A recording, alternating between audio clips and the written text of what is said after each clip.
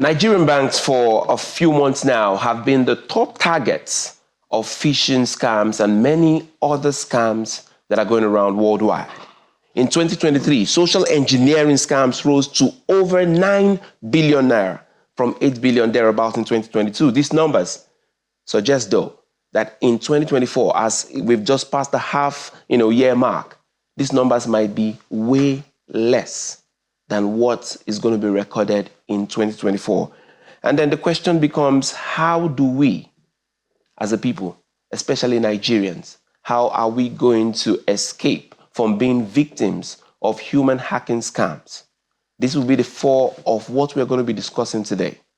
With that, I say welcome to the Beam, where curiosity meets conversations, taking us a step further into the future we desire. I'm Sunas Nathaniel, and we're going to be looking at human hacking, talking about social engineering scams, and how Nigerians can actually stay away from falling victims, or can actually protect themselves from being victims of this scam. But before we get into that, we'll first start up with our quick tech update. And when we come back, we'll go into full details on this topic. Don't go away. Stay with us. Hello and welcome. Here is a quick tech update for the week. NASA officials say that astronauts Butch Wilmore and Suni Williams, currently on International Space Station, might return to Earth in February 2025 aboard SpaceX Crew Dragon if Boeing's Starliner is still considered unsafe. Now, NASA is discussing reserving 2 seats on a future Crew Dragon launch.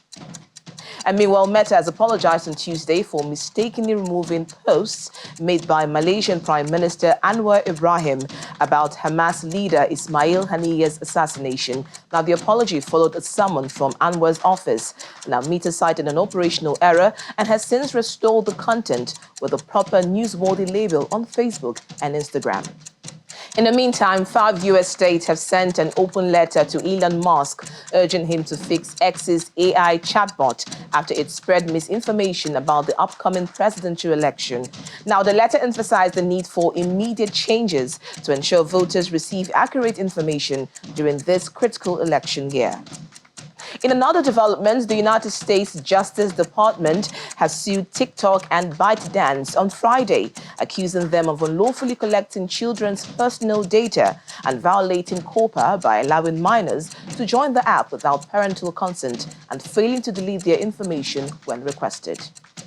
And back home in Nigeria, a federal high court in Lagos has granted bail to 2 men accused of defrauding MTN of 1.9 billion naira in data and airtime.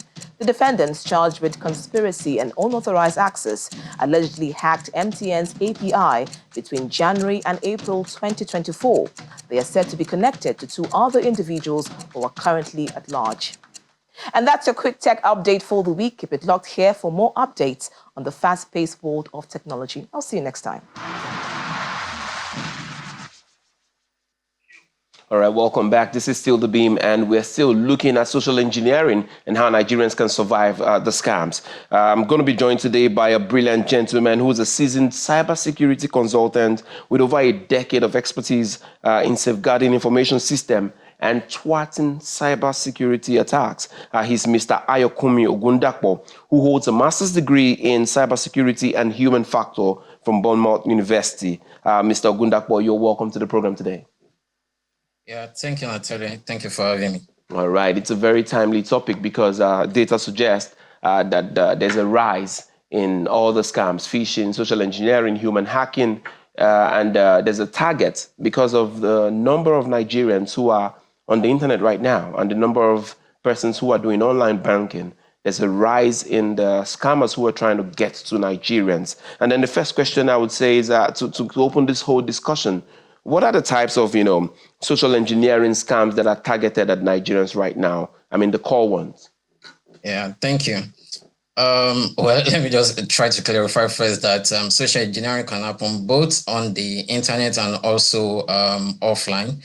And Nigeria, like many other nationalities, are also subject to this attack.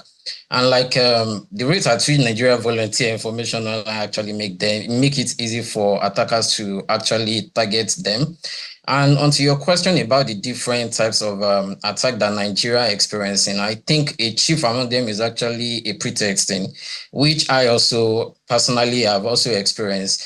In this type of attack, an attacker may invent maybe tactics or scenario to earn the victim trust and deceiving or probably persuading them into giving them a false justification for a certain line of action. For instance, they may concur maybe a scenario. For instance, it's possible to get maybe a call nowadays, which I think is common among Nigerians, just getting a call and someone saying that, oh, I'm calling from your bank. We noticed that maybe your account is about to be debited, and then we're trying to stop it. Can you give me maybe your bank card number or probably a PIN?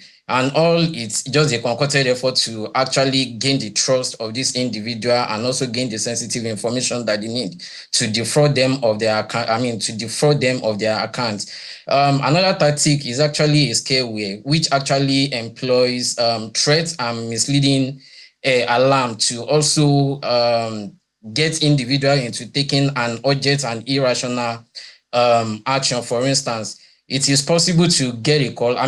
We've had instances of reports where individuals actually confirmed that they got a report from someone calling them from an antivirus solution provider, asking them to urgently connect to their system because they've detected a malware or something that is taking their private information, which nobody really wants to hear. And because of this urgency, you see people quickly jumping on the call without thinking and giving maybe a soon-to-be attacker an access to their system. It is also possible to get a phishing call impersonating maybe an individual, directing them to take an action. Maybe someone getting a call supposedly coming from his manager at work, asking him to take, maybe to transfer money from one account to another, which just because of the authority of the assumed personality, it's very easy to quickly believe all these scams without actually verifying them, which are the things that is costing Nigeria a lot of their hard-earned money currently. Okay, so there's something that is triggered a different line of thought for me. How much is AI playing a role in this right now? Because I can almost envision that some of these things have started really coming into AI practices and all that. AI is making, the way AI is making life more efficient for people, for individual, it's also making it it's also making it easier for cyber attackers to actually target individual and to social engineer them. AI currently thrives on the data that is available to it. And if you look at an average Nigeria today, I think there is a survey that says that an average Nigeria posts like maybe about 15 to 20 private information online every day. And all of this information are what is crucial to maybe an attacker to actually create a persona to target. So with AI now there, it's actually very easy for an attacker to actually leverage the power of the AI to scavenge the internet, get information about an individual that they really want to target in their scheme. Right. Okay. So now, how can we identify, a potential social engineering scam, just before it happens? What are the red flags per se? What can we look out for? The red flags, like I mentioned, the potency of social engineering is actually in the vulnerability of individuals, the personality weakness that we have as human beings. In cases where we are being promised maybe too good to be true reward for taking certain action, sometimes we throw away caution, and this makes us fall victim to these schemes. So any call that come in and probably asking you maybe to make a decision as a matter of urgency is probably a scam. Urgency maybe too good to be true. Request for personal information, sensitive details like your banking details or maybe your NIN information, poor grammar in an email where the communication is happening over an email, or probably email coming from an unknown sender asking you to take a certain action. May just be the red flag that you need to actually see that you are being targeted, and this might be an attack, an attempt at actually social engineering you. All right. So you just mentioned some very funny things, as regards how you might be promised some things that are very outrageous and all that, and then you mentioned the comment about the poor grammar that can come Yeah. alongside. But you see, we've talked about how we have our information out there so much. I mean, it's a world in which we need to share information, right? So how do I protect my personal information as to not be a victim of this whole process? I think the first thing is ensuring that you check information you put online very well. I know that nowadays it's possible for an individual to just take maybe picture without knowing, possibly snapping taking picture of his house address, or maybe his children's school address, or maybe where you have a lot of people, maybe family ties, and then you are tagging individual, mentioning their name, telling about the places that they've worked and then the interesting things about them. These are the information that an attacker can actually put together to create a persona, interesting information about you that they can use again now also to actually social engineering you or convincing you into doing things that you shouldn't do. So I think the first thing is actually minimizing the information that is out there. Minimizing the amount of information we put on social media will probably be the first step. Anything that has to do with your private sensitive information, like your address, your date of birth, it's okay to put maybe your day of birth, but not just put everything, including the year. These are the things. I mean, you probably have noticed that there are so many instances where you want to recover maybe access to an account or recover a password, and then you are being asked to confirm your date of birth. If you have this in the wild, this means that anybody can actually recover the account on your behalf and gain undue access to your account. So I think looking critically at the information that we have out there and ensuring that we actually minimize them, things like our BVN, NIN, date of birth, house address, your bank, the bank where you bank should not really make it into the open. They are private information and should be treated as such. All right. So, for instance, Eva, there's this question as regards sometimes if I am being tracked, I could notice from my phone being maybe too hot, maybe the battery keeps running down easily, stuff like that. People have said, oh, those things work. Is there something that happens gadget wise that we can say, oh, all right, I am being targeted as somebody who, they're trying to social engineer? Is there gadget wise, is there something of that nature? Yeah, there is really nothing of that nature. I mean, just because my phone is hot doesn't necessarily mean that I am being targeted. And also, I'll probably say for social engineering, when it happens, you probably get persistent call or maybe attempt at someone asking you to take action that you should not take, or probably trying to incentivize you into divulging sensitive information that may lead to harm if it gets if it gets into a wrong hand. What should actually signal, maybe the triggers that people should actually look for, is if you begin to get frequent calls, unsolicited calls from individuals or no personalities asking for information about you, or probably trying to convince you to give them your bank details, trying to get information about your personality that should be confidential and not should be in the public domain, then you should be concerned. Also, if you probably, maybe aside that, you are getting email notifications saying that someone is trying to log in into your account and those actions were not initiated by you, I'll say you should be concerned. But there is no evidence to actually say just because the phone is being hot, it means that I'm being targeted. What I'll probably also recommend, because there are instances where maybe things like malware infected a phone, and also from the infestation of the phone, it's possible to actually get private sensitive information from the phone and then get it to the attacker. So I also recommend probably having a good security solution on the phone that can actually scan your phone and also alert you when there are concerns.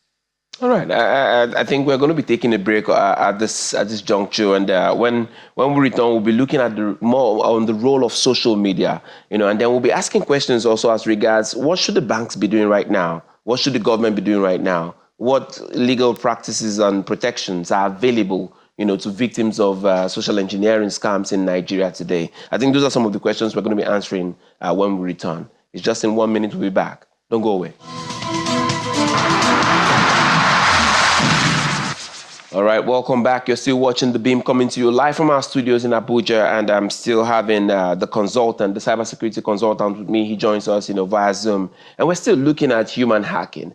And like I said before we went away, the question for me is, what now can we do as an individual? What can we do as a system, as a people, to fight against, social engineering? So, Mr. Ayokumi, let's go to something of that nature, Algorithms might be working against us, especially on social media. How much does that social media play a role in social engineering, and what can be done to mitigate against the effects right now? Yeah, thank you.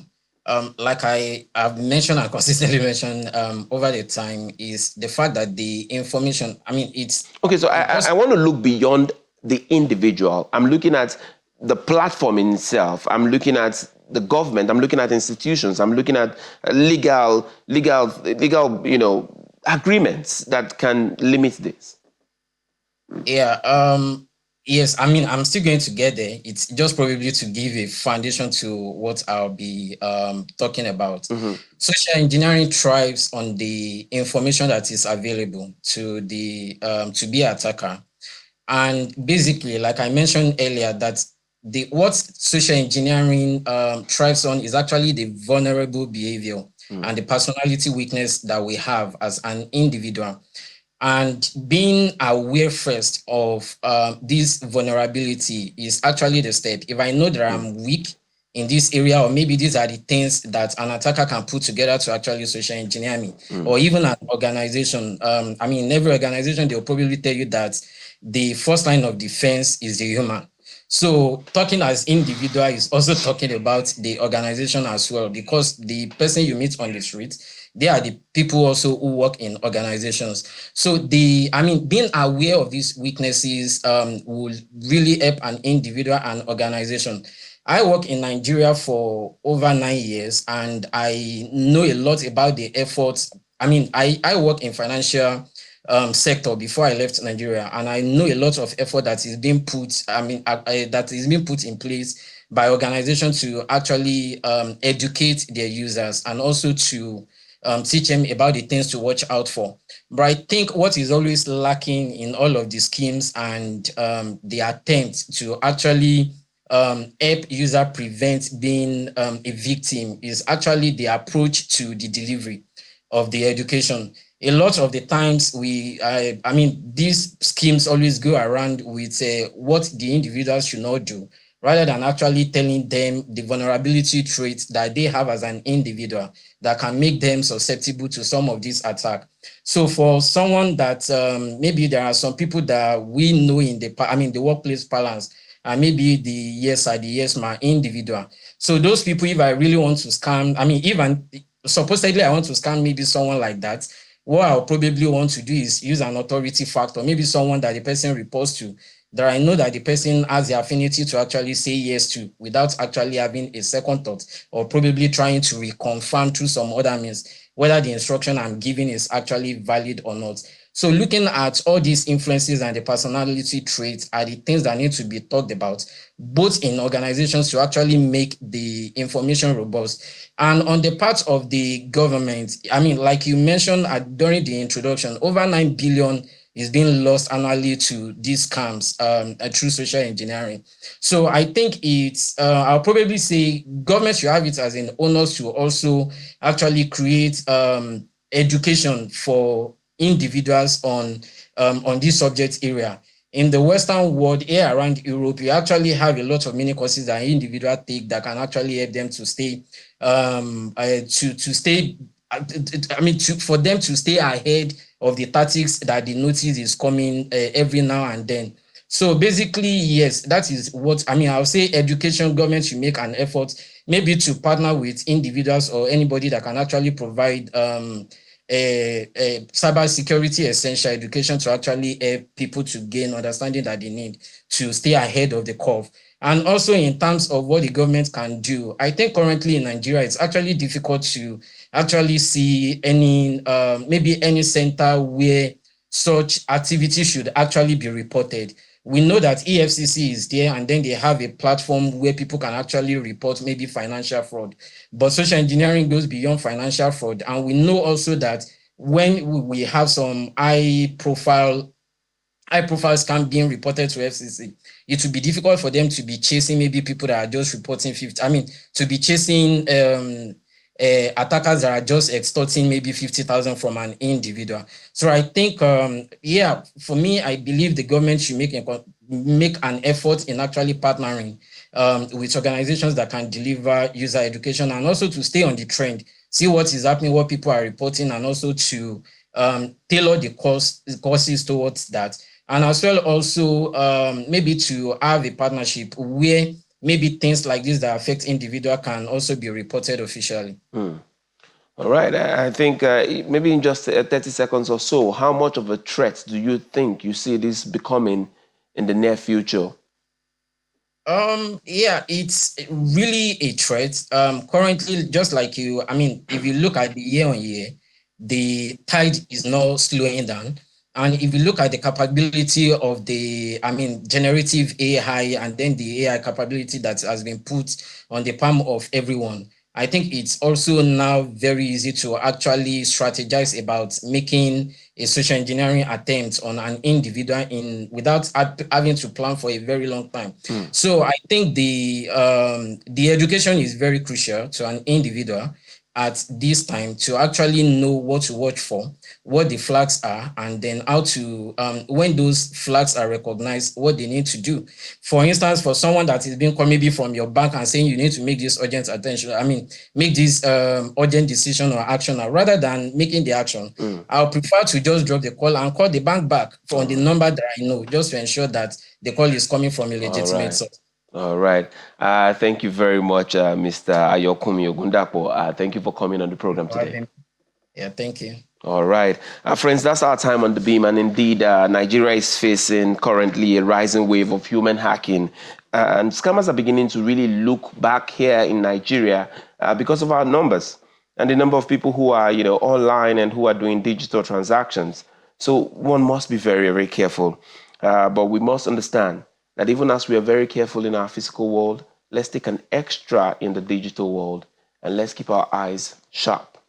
Be ready, be curious. God bless Nigeria.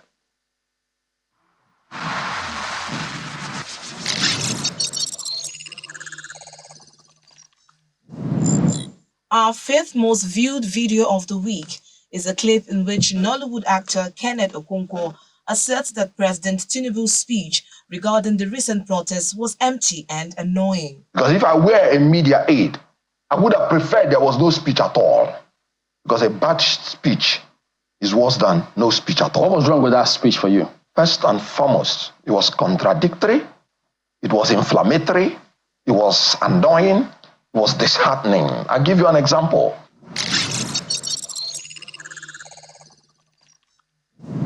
In fourth place, the drama, sights and sounds from the nationwide rallies as captured in our eyewitness report takes the spot.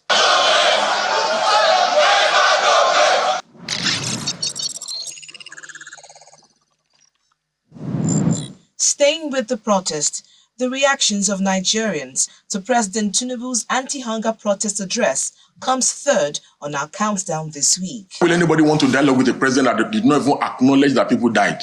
That is not holding the security agencies accountable for people dying.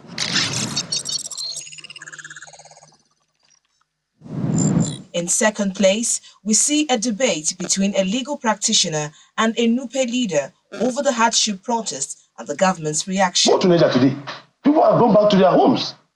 The issue of insecurity is improved. I will forgive him for interrupting.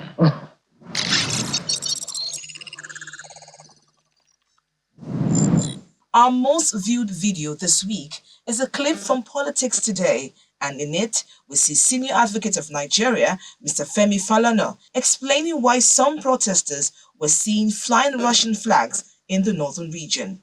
Since Russia is the main backer of this military regimes. We also want a situation. I mean, we are supporting Russia, and we are taking advantage of this because if you also listen to the campaign, they are calling for outright military rule in our country. A very dangerous call. And that's it on our countdown for today. Join us next week for more.